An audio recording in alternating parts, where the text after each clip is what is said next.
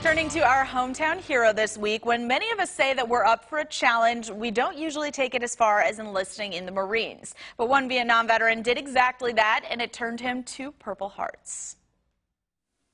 If you challenged me to do something, I would do it. Tom Bailey grew up in Plymouth, Wisconsin. He admits college just wasn't for him. But I majored in partying.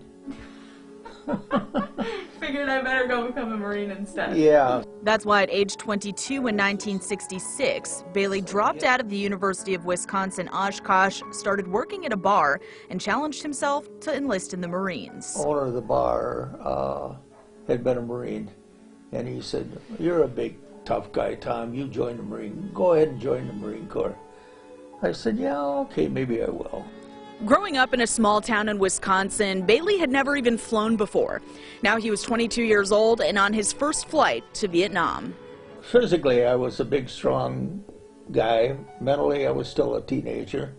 And 6 months prior, I had been, drinking beer and chasing girls and listening to rock and roll. And all of a sudden, there you are, and 10,000 miles away. And Bailey first stopped in Okinawa for staging with the Motor Transport Unit. There he suffered third-degree burns in a cleaning accident, delaying his deployment for 3 months. That accident earned Bailey his first Purple Heart. Eventually, Bailey was shipped to northern Vietnam with a battalion landing team. He spent 7 months there guarding artillery on the perimeter lines. We didn't run patrols like you see in movies where guys are out looking for trouble. We waited for trouble to come to us, and it did. That trouble came in a satchel charge, an explosive device filled with shrapnel.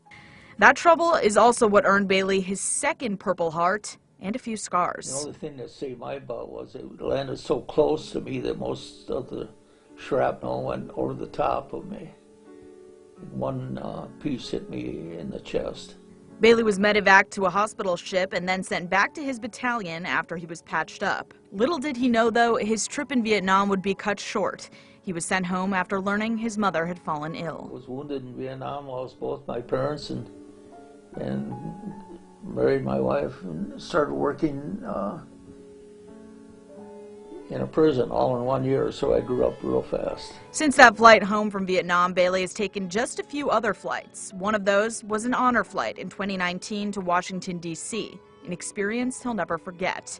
It reminds him why he enlisted that summer back in 1966.